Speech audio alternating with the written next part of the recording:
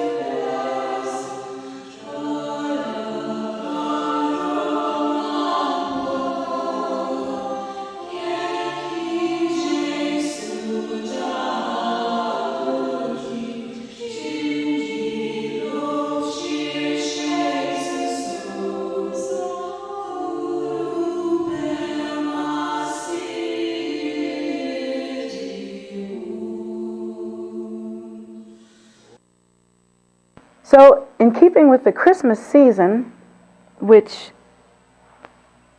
in spirit and traditionally and theoretically should be and can be a time of joy and giving and sharing and all those warm fuzzy things that we associate with the season. And it certainly can be a time of celebration and real generosity. Actually, we find that this season is often cornerstoned by greed, and it's become so commercialized that we hardly realize it, we hardly recognize it. I remember enjoying Christmas much more when I was younger, and I think the reason why was because I didn't have to be aware of what it took to make Christmas come together, you know. I'm sure all of you parents can recognize that. What it takes to make Christmas come together is basically get lots of money together and buy. And that seems to be what it takes. Everybody's got a list. I have two older children. One is 21 and the other is 18. And although they're somewhat less awful at that than many young people are, I am aware that often young people will say, well, I want this brand, this size from this store, and I want you to go over to this store and get me this brand and this size, and it's very, you know, it's a very unhappy condition, you know. They can't just say to you, I'd like some clothes, and give you the fun of giving you what you can give them. They have to tell you what brand and what color and what size and that sort of thing. So I think that we're even robbed of the joy of giving it, even though we're the ones that end up having to buy stuff like that.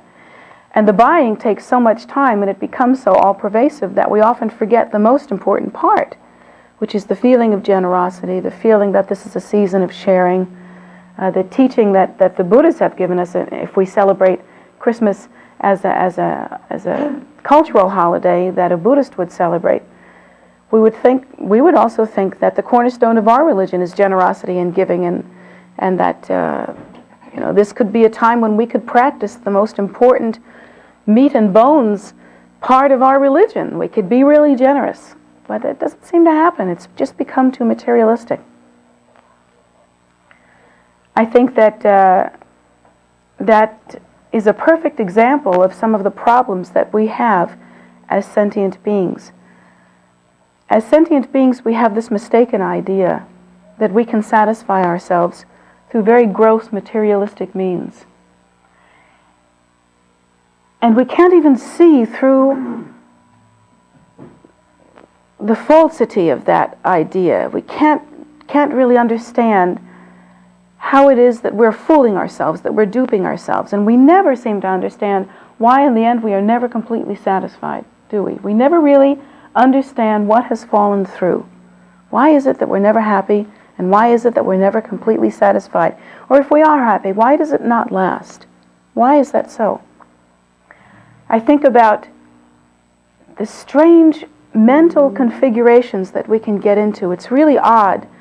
Depending on what kind of person you are, each one of us will express this mental configuration in a different way. Here are some of the ways that I can think of just off the top of my head. Now, let's say, for instance, that we are eating some food. Well, you might eat something that's very rich and meaty, and then after that you have to have something that's very light and sparkly to cleanse your mouth. And then after eating something rich and spicy, then you have to have something sweet and mellow. And then you think that if you've had something salty, then you must have something very liquidy and smooth to drink. And it goes back and forth, and you must constantly build on what you have given yourself to complete the experience. Have you ever noticed that that's true? Have you ever noticed that if you were to eat, for instance, some meat at a meal, then after that you would have to have something sweet? Or if you ate something salty, then after that you would have to have something cool and refreshing. And then if you ate something cool and refreshing, then you'd have to have something salty.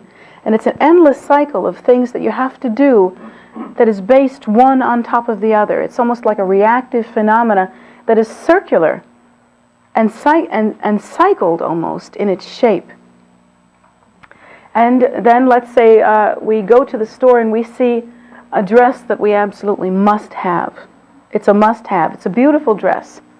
It's a beautiful dress, and we try it on and it fits us perfectly. Or if we're a man, it's a beautiful suit and it fits us perfectly.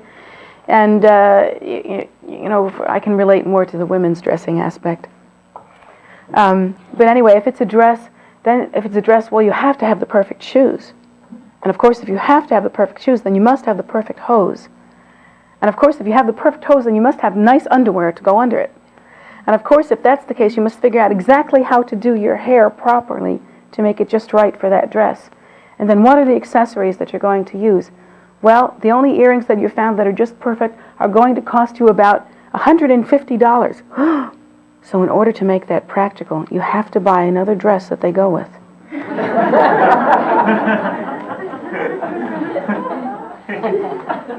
Two dresses for $150 pair of earrings? No. I've got that skirt and that blouse would make it practical. They would make it worthwhile. But then for each one of them, you have to have shoes and hose. Well, pretty soon it gets awfully darned complicated, doesn't it? And you find that it never ends, because every time you put a piece together, there has to be another piece. Or with relationships. You always think, well, if I could just find that perfect relationship, I could be happy. And then you find a relationship and you talk yourself into believing that it's perfect. Maybe it seems perfect at first. And then suddenly there comes that first horrible day when you notice there's a flaw.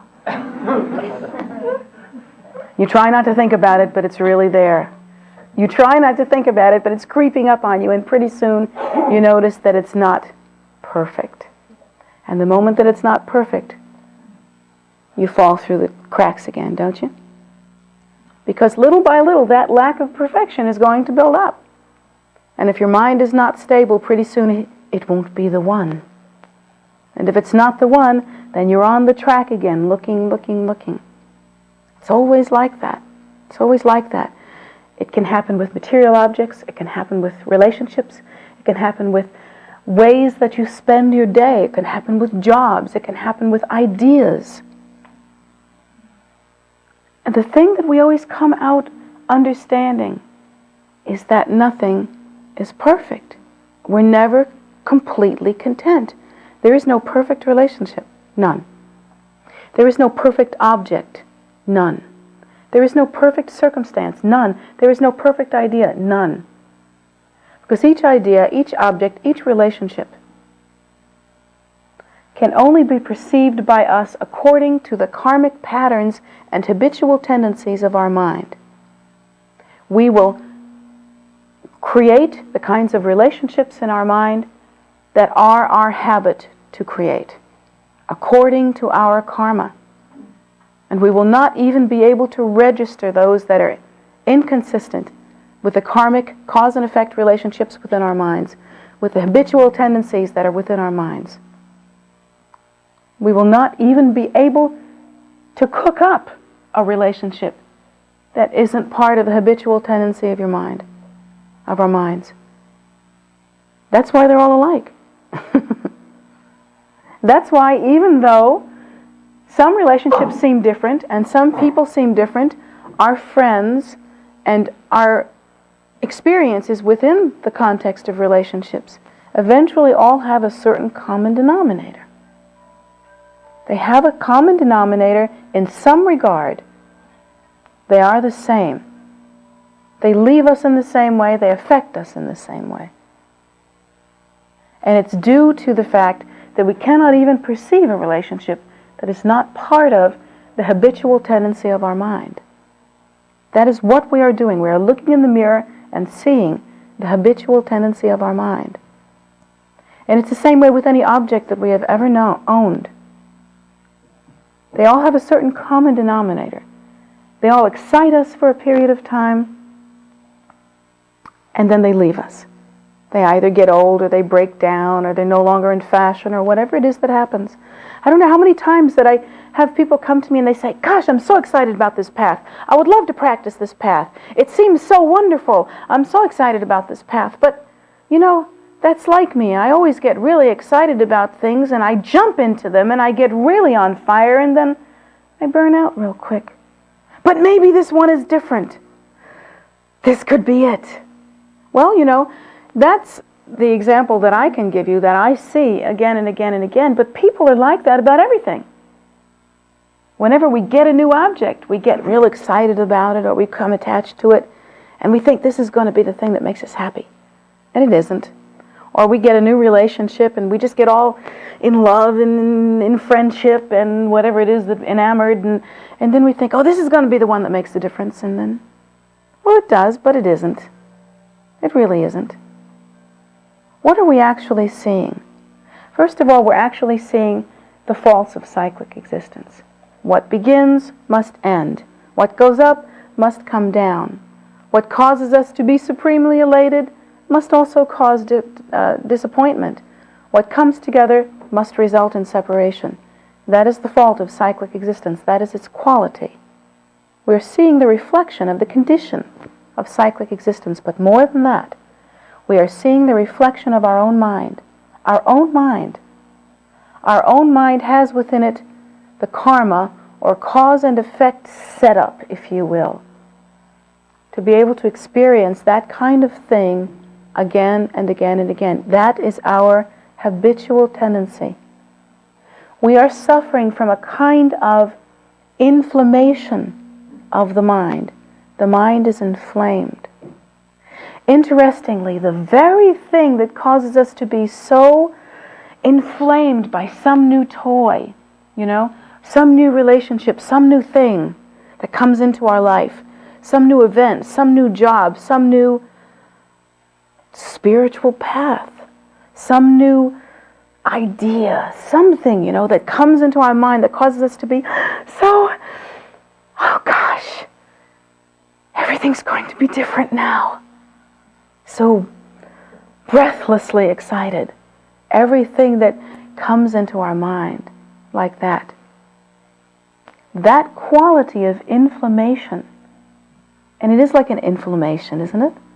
Become all puffed up and red like inflammation. That quality of inflammation is the same quality that will actually lead to the downfall of that particular circumstance to satisfy us. Because that very inflammation is an indication of the instability of our minds. Our minds are so unstable. They are so inflamed, so on fire. With what? With excitement, with the idea that something's going to happen for us. With what are we inflamed with? According to the Buddhist teachings, we are actually inflamed with desire. Desire, I want, and I'm going to have it. I'm going to get it. I'm finally going to get it. The excitement that you feel when you've got that dress, and those shoes, and those stockings, and those $150 earrings, all of it together. That same excitement is the inflammation that you feel when you've got the dress, but you haven't got the shoes yet, and you want them so bad, you can taste them. It's the same thing. It's an inflammation. It's like a fever. And no one can ever be happy, no matter what, while they've got that fever in their minds. Because it isn't the satisfaction of that fever that composes happiness. That isn't what makes happiness. In fact, in cyclic existence, there ain't no such thing. You can't satisfy that fever. That fever is the symptom. It is the problem. Satisfying that fever would be like treating a physical fever by heating up the room to be the same temperature. Think about it. It doesn't work. Temporarily, you may feel strangely like there's not much difference between the heat in your body and the heat in the room. I don't really know how it would affect you physically, but I do know this: it won't cure the fever. The fever ends when the fever ends, when it subsides. Now here's where the analogy ends, because in an ordinary fever, if the fever doesn't kill you, eventually it will naturally subside. It will naturally calm down. The body will rally itself to create a cure. It will come to its own defense. But in fact, the Buddha teaches us that cyclic existence will not naturally cure itself. We must take steps. Here's why. Because in cyclic existence, we're busy buying those shoes and those earrings. We're busy finding the first perfect relationship and convincing ourselves that it's going to work, or ditching it and finding another one when it doesn't. We're busy suffering the disappointment of watching things that have come together fall apart. We're busy going through what we have always gone through, the ups and downs of cyclic existence. Just the cycle of death and rebirth, up and down, happy and sad, high and low, hot and cold. We're busy doing that. And every single time we hit a certain point, whether it be high or low, at that point we are creating more cause and effect relationships and more habitual tendencies within our mind. Specifically this: let's say we buy the dress. We want the dress so bad, and we buy the dress. Let's say now we want the shoes so bad we can taste them. Or in the case of man, maybe it might be, let's say he's a drummer, and he bought himself one drum, and he's got to have the other one to make that other set. Let's say that's the case. He's just got to have it. There's no ifs, ands, or but he can't taste it. It's just in him so bad. So let's say that we have the one object and we've got to have its complement. We want it so bad. Well, first of all, there's no satisfaction there, and here's the reason why. In getting the object in the first place, we've reinforced an old and very bad habit of ours. We saw something, we accepted it at face value, we took a lot of energy to secure that thing, we grasped at it, and we got it. We strengthened that habitual tendency. We strengthened it. And then, of course, what was the result of that? Result of that was you had to have more, because that habitual tendency has been strengthened. So now we've got to have the shoes. Okay, now we're going to go for the shoes. Save up lots of money, buy this big pair of shoes. Well, hopefully they're not too big. But anyway, buy this great pair of shoes. They're really expensive. They're really beautiful. They're perfect for the dress. And now you have to go through this whole thing of making it practical for yourself. Now you've got to go through so much. And in doing so, you have substantiated, you have reinforced, you have continued the cause and effect relationships within your mind that cause you to look at things on a superficial level, to reach out, to grasp for them. It continues the inflammation of desire. So even though you might have everything that you can think of, the habit of desire and the inflammation are still there. They're still there. How is that going to happen? What's going to result in that? You'll think of more. You'll think of more. You are endlessly creative. Always have been. Endlessly creative. You will think of more. And maybe you'll satisfy yourself by thinking that, well, okay, I'm not on clothes right now. So now you think of something else. Think of something else that you must have. A certain kind of happiness. Even if it's a certain kind of mental state. I don't know what it's going to be next to you, but it will be something. You'll think of more. What is the end of it? Where does it end? It ends when you take yourself in hand and begin to practice stabilizing the mind. The Buddha teaches us that the cause of all suffering, every part of it, no matter what it is, if you trace it down to its root, is desire. How can you kick desire? Everybody's got desire. You have the desire for life itself, don't you? I mean, you don't want to die or anything. You have the desire to be happy. All sentient beings have the desire to be happy. That's one thing that we share. Do you realize that? We share with every life form that there is. All sentient beings have their common familyhood, brother and sisterhood. They all wish to be happy. They're all doing it in different ways, but we all wish to be happy. We have that desire and we are inflamed with it. How can we reduce that inflammation? It's like we have to step off the conveyor belt.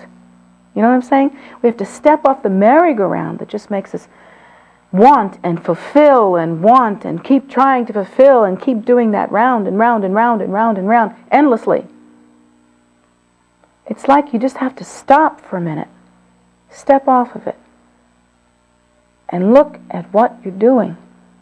Look at the habit pattern. Look at the pattern. Just look at it.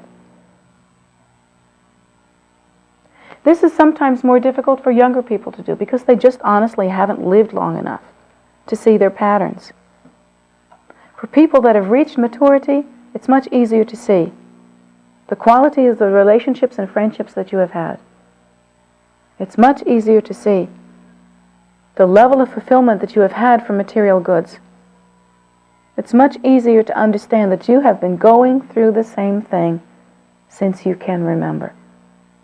For younger people, it's more difficult, but for older people, it's very obvious. And the people that it's the easiest for is the people that are coming to the end of their life, that have reached an advanced age or an elderly age, and at that point, they are carrying, perhaps hidden inside of them, a disappointment. There are things that we become very disappointed about. Things that have just not come together, that we always assumed would. We always thought that they would. When we come to that fantastic point where the old gig, the old game doesn't work for us anymore, we become disillusioned. It's a heartbreaking time in one way, isn't it? It's really heartbreaking. It's hard to bear, hard to face. But you know something? It's the best time for you, the best time that you have ever experienced. Until you have come to that moment, you really haven't been born yet. You're like an egg, you know, just revolving around in your little shell. Kind of a big yolk, haha. Hey, that was pretty good, you have to admit. Little levity there to cheer you up in the middle of your suffering. But anyway, the revolving around inside your shell and not getting anywhere. The moment that you become dissatisfied and panicky because your gig isn't working anymore, terrified because it may never work, uptight because you don't know what to do next, grieving because nothing's ever worked. At that moment when you feel like you're about to have a nervous breakdown, you're on your way, kid.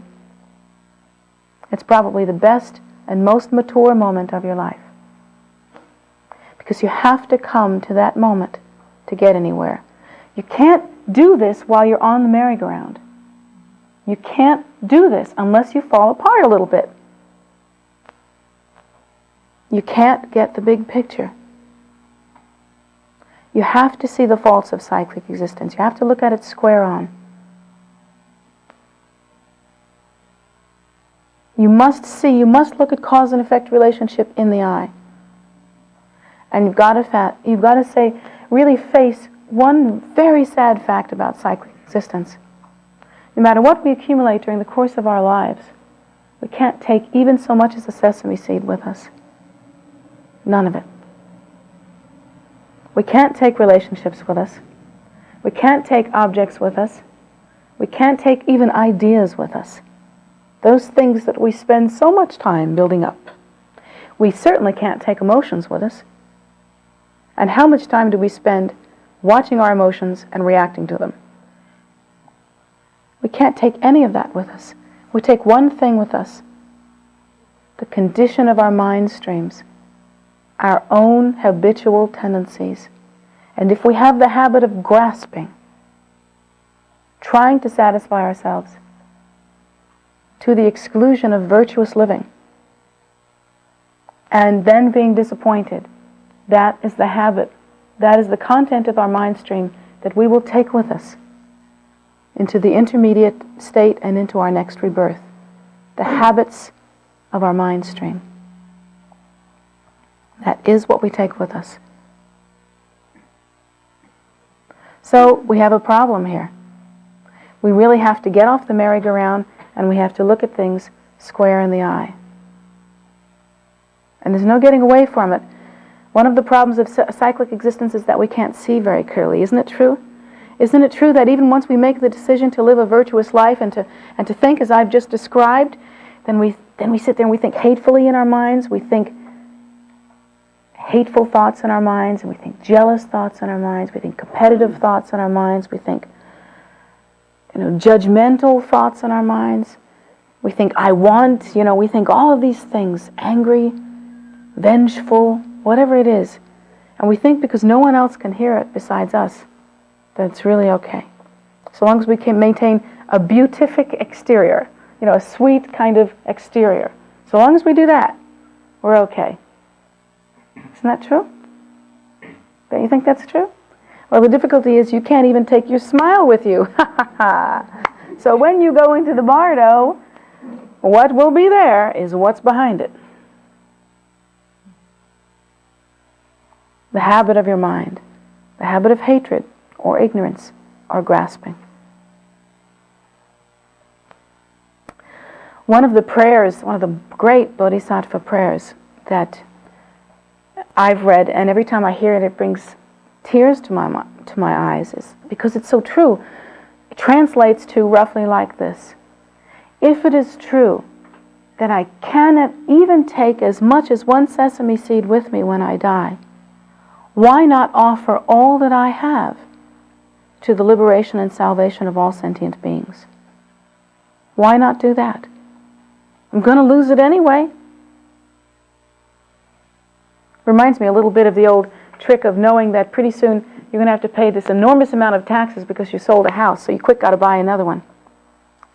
It's kind of like that. You know you're going to lose it anyway. Why not make it something useful? On this path, there are many different ways to do that. One can become a renunciate, as these monks and nuns are renunciates. And believe me, once you put on these robes, that does not mean that you have renounced cyclic existence. It means that you are trying. Sometimes I catch these guys not renouncing cyclic existence. Just every now and then, I catch them clinging to cyclic existence. Like you can't believe. But you can try. You can really try to practice in that way where you actually renounce cyclic existence and you take a certain form, you take an outward appearance and you practice inwardly according to that outward appearance. In other words, they wear only the Buddha's robes most of the time, and they practice the Buddha's teachings, and they don't drink, and they don't they remain celibate, and they don't lie, and there are many different exterior kinds of vows that they take, but they also try to practice within their heart in a very pure way. And then you can also practice as a lay person who looks very ordinary and who engages in the ordinary activities of life with the ordinary trappings that sentient beings engage in. But inside, you would practice like certain kinds of meditation. Particularly, you might think of practicing stabilizing the mind through meditation. That is, letting thoughts come to the mind, thoughts of grasping or thoughts of hatred, and allowing those thoughts to merely dissolve. And there are certain techniques and technologies that you can apply to actually doing that. Or practicing in such a way as to generate oneself as the deity and see as the Buddhas and Bodhisattvas, and in doing that, generate one's environment as the celestial palace. And that being the celestial palace, it has only pure qualities. And therefore, having only pure qualities, there is nothing to grasp onto. So that you might have or not have something. You might be married or not be married. You might have children, you might not have children. You might have objects or you might not have objects. But at any rate, each one of these objects is seen as an emanation of the enlightened quality of the Buddha, and it's nothing to grasp onto. It's nothing to hold on to. It's nothing that you would call mine. You see what I'm saying? So it's an inner kind of more subtle practice. There are many different ways to practice on this path. There's many different ways as there are people. But it starts with that little breakdown. Getting off that merry-go-round, looking at yourself and seeing the faults of cyclic existence and seeing that you have never yet been satisfied by it. And seeing that it's time to pacify that inflammation within the mind. The inflammation is the problem. This teaching is very difficult to understand unless you can apply some direct technology, unless you can really get into some substantial practice. And if you wish to do so, you should keep coming to the temple, and at some point you should ask about entering into deeper practice. This is just a practice meant to display some of the meaning of the path to those who are not practicing so deeply at this point, or who are not practicing Buddhism actually, and also increasing the understanding of those who are practicing Buddhism. But there is a technology that must be applied that would be beneficial. If one were to simply try to understand what I have said in this way, if one were to say, okay, I guess what she means is I can't get excited about anything anymore, or I can't feel really happy and really high, or I should just like make myself really passive, then you would not be understanding what I'm saying. That's not what I'm saying. I'm not saying that you should adapt a mask of stillness. I'm not saying that you should force yourself to roll your eyes ever skyward and appear beatific and holy from this point on. That would be a farce. That would be silly. In fact, that's a very neurotic way to act, and I wouldn't recommend it at all. You might think that what I'm saying that you should do is act very spiritual and very sweet and very kindly when in your heart there's a raging fire. And I'm not saying that. That's a very neurotic way to do, and that will cause you to take Valium very quickly. That is not the method. Valium is not the method on this path.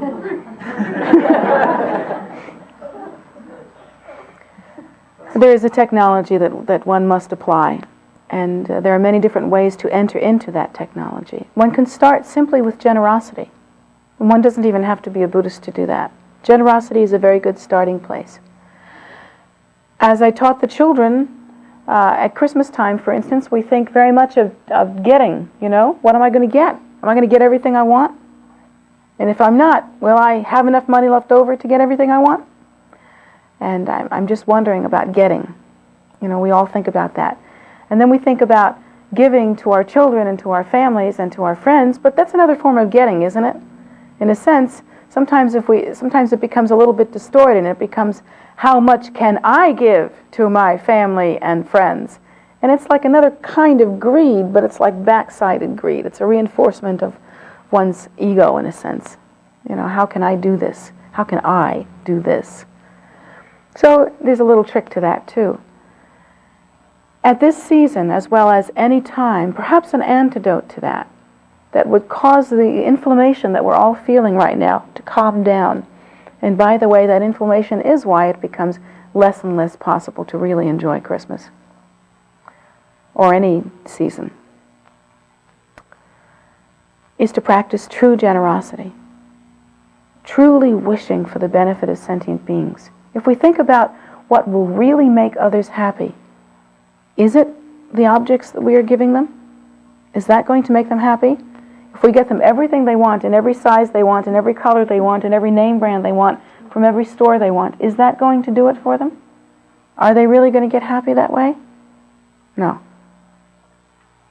You've been through Christmases before. You know that this is true. Your children are happy for how long before they start acting like themselves again? It's like that. That is not what produces happiness. According to the Buddha, what produces happiness is liberation. What produces happiness is inner peace. What produces happiness is relief from grasping. What produces happiness is the pacification of desire, the pacification of hatred, the pacification of ignorance. That is what produces happiness. How can we give that to sentient beings? Perhaps we can really generate the spirit of giving by beginning to make it a daily practice to pray for the liberation and salvation of all sentient beings, to begin to make wishing prayers even now. One good tool that you could use is that big funny white building that's sort of out there in that direction. It's called a stupa, and it's empowered in such a way with many millions of prayers and mantras and also spiritual relics from those who have attained Buddhahood, actually, and at the time of their death their bodies produced relics. That stupa is filled with such magical, fantastic things as that, created in a very specific, very technical mandala of placement, and empowered in such a way by the head of our lineage, Penna Rinpoche.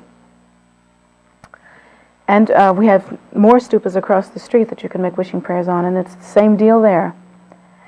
Empowered in such a way as to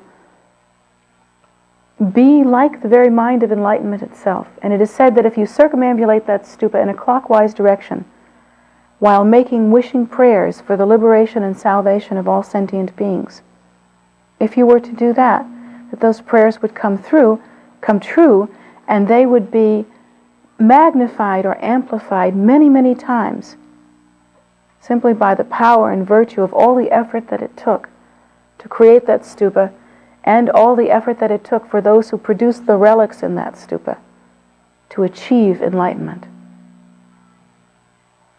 You can begin to make it a daily practice, not only here, but wherever you are, to make wishing prayers for the liberation and salvation of all sentient beings, such as, may all sentient beings be free of suffering. May all sentient beings find the door to liberation. May there be an end to the inflammation of the mind that produces hunger.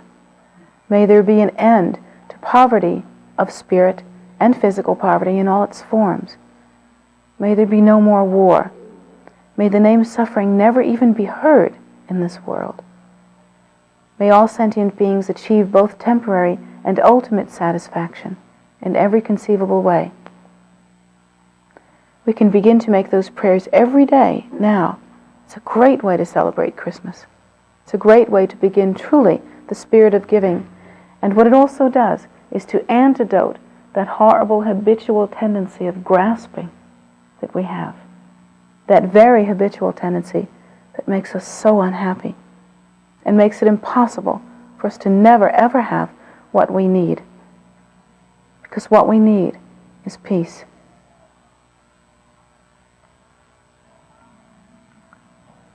So the end of suffering ends up to be much different than we thought. You can't get it.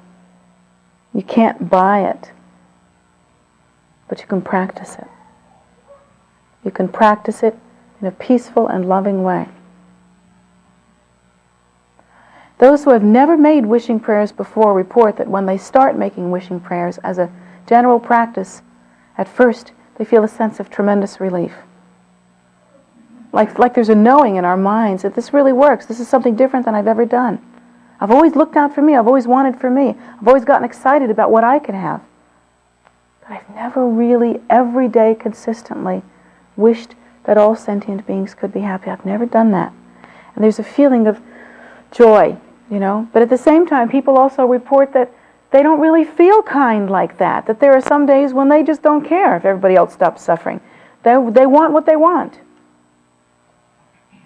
What do you do on days like that? Well, for some people, those days are every day. First of all, let me explain to you why that is. Why that is that you feel like that is that you don't have yet the deep habitual tendency of generosity.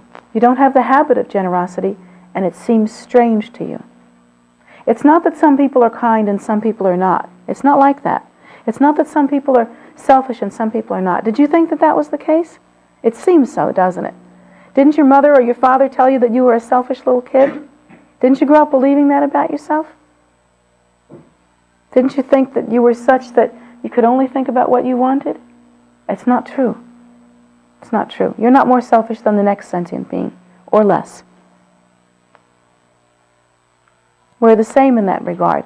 But some of us have more closely cultivated the habit of generosity. It's only a habit. And others, not knowing, have cultivated the habit of self-cherishing. They haven't understood that it only brings them more suffering. They simply haven't understood. So now you can start, and you can create a new habit. And even on the days when you don't feel particularly generous, and you don't really give a flip whether everybody else is suffering or not, you are suffering and you want what you want. Even on those days, even if you have to say it through your teeth, you say, I wish that all suffering would end. You look at your children that you clearly want to throw out of a 6-story window, and you say, I wish that their suffering would end. And then you smile. You may not believe this, but it isn't necessary for you to particularly feel the joy of the moment. Only necessary for you to practice. And eventually you will create the habit of generosity. Little by little, you'll hardly notice it. You'll hardly notice it, but little by little, you'll genuinely find that you are involved in doing what you can to bring about the end of suffering for others. And you will slowly, slowly, almost on an unconscious level, be led to a different life. A really different life, coming from the inside out, according to your practice. So please begin. There's no reason not to begin. You don't have to wait for a religious conversion. You don't have to wait for the right feeling. Don't wait for the right feeling. Because if you have all the wrong feelings, that's an indication that it's time to start cultivating the habit of the right feeling. So you're the one that should start first, now, today, this very, very minute. Don't wait for the right feeling. Don't wait for a religious experience. Just practice kindness now. Just begin. So that's my Christmassy message for today. And I hope that maybe, I know that this is true. I know that if you practice this, it will bring some of the real happiness back into Christmas. You know? Because all you're thinking about now is what you can get and what you can give. And it's just about us, isn't it? It's just about us. Sometimes, times like this, we take stock. This time of year, we take stock. And really what we're taking stock of is what we have. Maybe what we should do is to change our modus operandi. Maybe what we should do is simply to practice generosity and loving kindness and to look out for the welfare of sentient beings. So I think that's the answer. I think that brings us happiness and not the other stuff. Is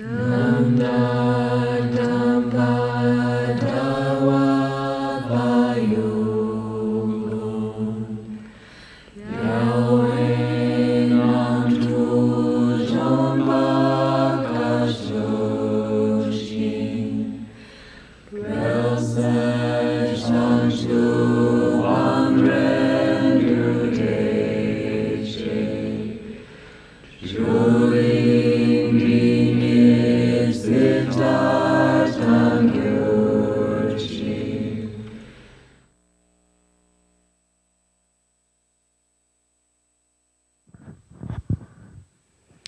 So thank you all so much for joining us. And we're happy that you could be with us today for this teaching. Should you decide to make an offering to Jetsunma, should you wish to do that on the occasion of receiving a teaching, you can do so. You can send something through her PayPal account, which is Jetsunma Gift, Jetsunma Gift, GIFT, @gmail.com. And that will help you strengthen that connection and hopefully help you deepen in whatever practice you're doing.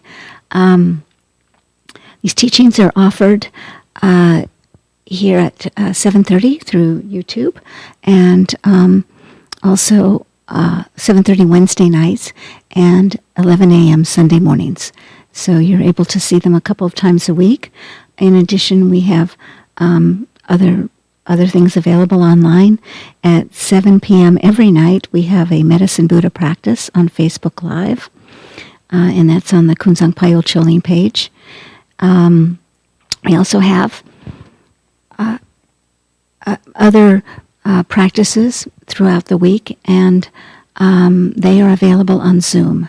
If you want to know kind of the whole breadth of our calendar, you can go to tara.org and look on the events page, and there'll be a KPC calendar. And you can click on any of those events, and it will tell you where you can find it and what the practice is, and come join us. We'd love to see you. Every other Sunday, let me rephrase that. Every second and fourth Sunday of the month, Atira teaches on Sunday at 5 p.m. Atira is Jetsuma's daughter and heart student, and her teachings are pretty wonderful. All of these, and meditations we have on YouTube, Sunday mornings, and Saturday and Sunday mornings at 10. I think I've got all that down. In any case, all of that is available for you. Anything that is online is archived there as well, so if you miss it live, you can see it later. We hope that all of this can help you in your practice and help you deepen, in your own spirituality. The temple is moving toward open on weekends from 11 a.m. to 4 p.m. We have the prayer room open for visitors. You can come and pray. We ask that you mask when you're inside, just because we're still in that transition place with these crazy new variants of the virus, but we are moving toward a full open. But the outside is always open, and you are welcome to come and enjoy it. Walk the land across the street, walk in the park, the stupas, the statues, the farm animals. You get to come pet farm animals. It's great fun. You could have a really good time, and bring the kids. So that's always open day times, and we're happy to see you. We can't wait to see you all in person and have more open events online. We will have more teachings available soon, but we will let you know. So come be with us, and stay safe and stay healthy, and hope to see you soon. Thank you.